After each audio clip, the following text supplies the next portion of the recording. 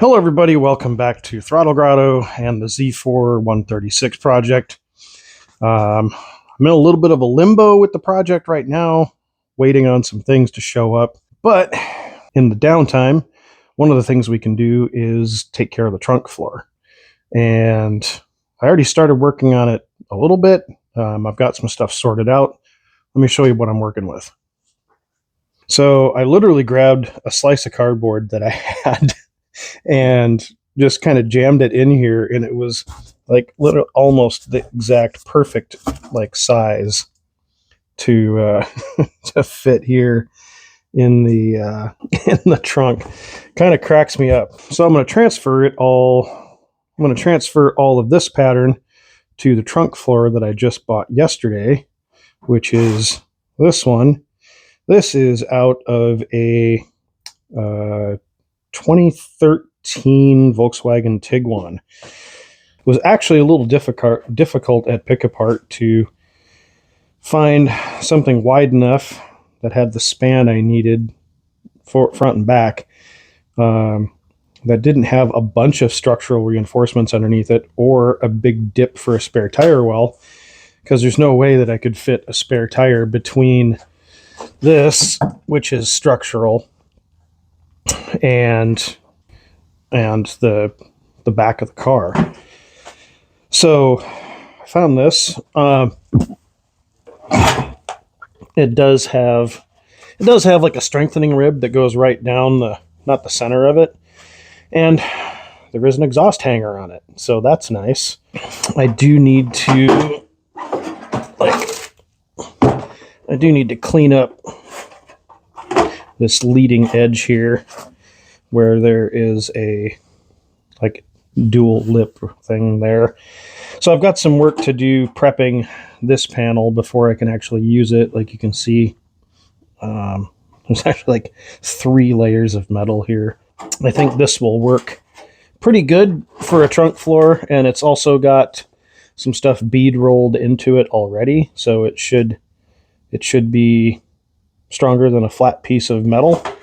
Unfortunately, it's not going to install itself. Nothing exciting here. I traced out the template and left myself a couple of notes so that I know, like, from here to here, I need to add an edge for this section here, which doesn't have anything I can, like, butt weld to. I have to, like, plug weld that section of it.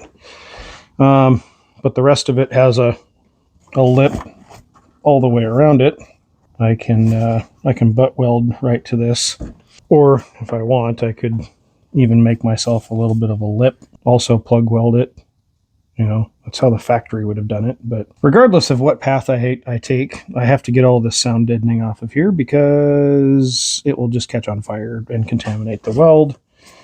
So I'm going to take some time, strip all this sound deadening off, top and the bottom.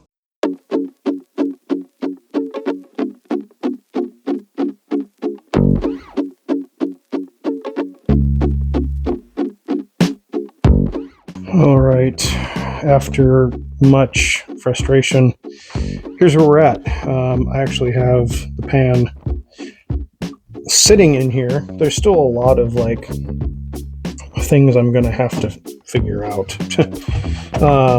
Most notably, like where these recessions are in the factory stampings for the Tiguan pan, like they don't exactly line up. So that's going to be a tack it, hammer it flat, weld it. You know, it's just going to be a lot of like hammering and like all that stuff to get all of this to lay in here reasonably flush. But what I've been working on prior to that, because I still have to do all the sheet metal prep around the edges before I weld and drill all the holes before I do that plug welding stuff, is I've been taking off, I think they call this bitumen. They're like these little tar pads, and they're like, if you try to get them off of there, they're really, really difficult to remove. But what I found is by far the easiest way Even easier than dry ice, because some people will just throw dry ice in here and then hammer it out, and then it all kind of breaks up and loses its glue bond with the floor pan. But I find that a heat gun and screwdriver and a putty knife are really all you need to get rid of this junk. And then all this residue will actually just clean up with isopropyl alcohol or some brake cleaner or something on a rag, and you can just wipe all the rest of that tar residue off.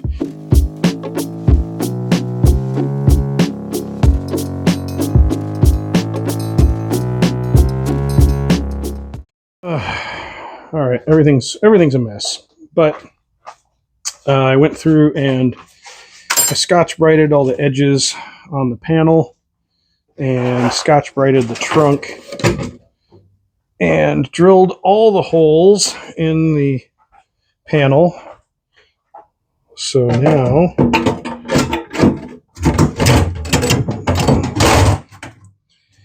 now I can start to weld this bad Larry in here. It's going to be a process, but we're going to have a nice flat trunk floor when we're done. I'm thinking I might end up mounting the battery up in that area, because this area over here for a battery isn't that great, and I can't put a lot in this trunk anyway. Yay!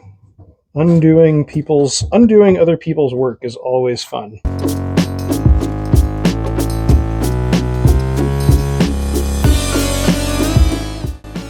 All right, here is the state of the trunk address. I've still got some stuff to work through here, especially this area. So this area right here, I don't know if you remember, it actually drops down to a flange that's a bit lower. So I kind of need to like work this metal down that way to make it contact the lower flange. The rest of it, I have the little grommet hole here that I've got to come up with a solution for. I might just cut out a small disc of metal and weld that in and call that good. I've got these little lumps over here that I need to get to lay a little bit more flat. So basically I'm down to a couple of little spots and this one big spot. Pan is welded in. Sounds pretty solid. Doesn't look, well, center of it doesn't look terrible. So next step is I'm just going to go around the edge with with my can of hopefully still good seam sealer. This may have just officially dried out too much to use. I may have to go buy an actual can, but I'm hoping that for this job I can scoop out what's left of this, trowel it on. I saw some people online using these little acid brushes to kind of make a pattern in the seam sealer. Probably works better if you have a gun that you can shoot the seam sealer out of. Unfortunately, I'm in a situation where I don't have that. So I'm going to make do with what I've got. You know, once there's some kind of carpet in here, nobody will ever see it. And I also need to do underneath. And then I need to put on some of this SEM Easy Coat to gray it all up. All right, let's see if my attempt at preserving the seam sealer worked. They're still sort of pliable. Nope.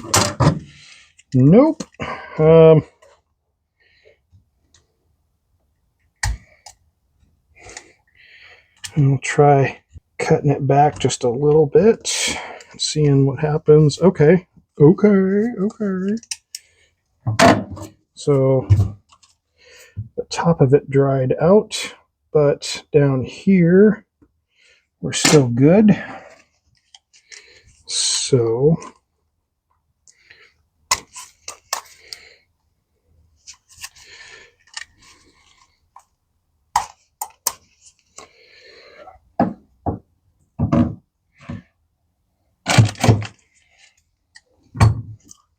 and I've got yeah, about that much in here left. So, and I'm just going to try putting this on with a paint stick. It doesn't look like a paint stick's going to go real well either. Oh man, might just be having to use the old gloved finger, as the doctor says.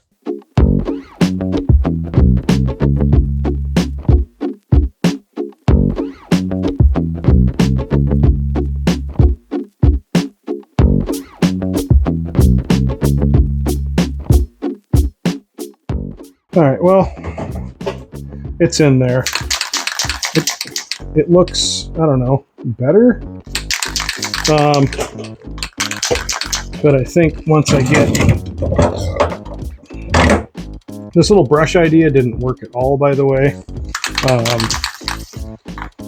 Maybe if it's really hot out or you have something that lays it really nice and flat, this works. But unfortunately, that did not work. But since this stuff is paintable immediately, I'm going to go ahead and throw a coat on the top and the bottom, and then I'll show you what it looks like underneath too.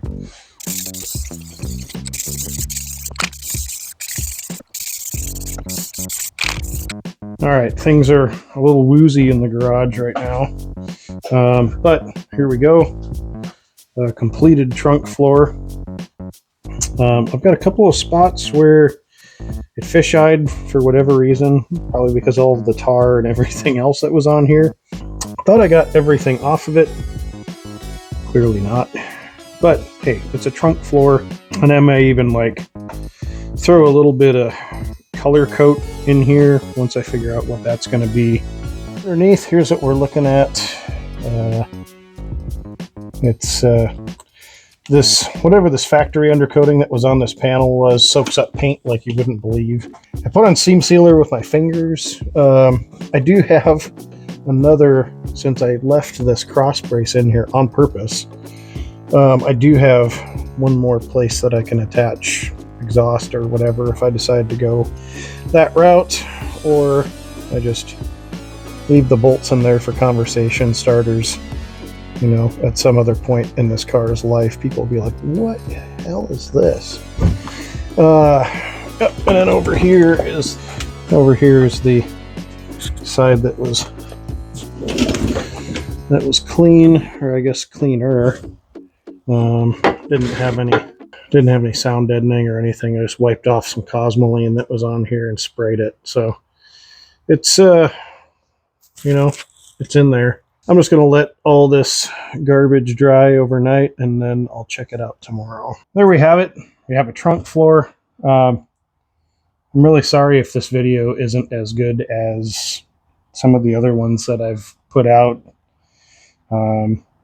Got some bad news this week. Big blow to my just kind of everything. So don't worry, I'm not like sick or anything like that. Just some unfortunate circumstances that came my way, and now I have to deal with that. It doesn't feel good. So fortunately, there's still a lot of stuff that I need to get done on this car, stuff to keep me busy. And the best antidote, at least right now, for bad news is to get out there and work on something.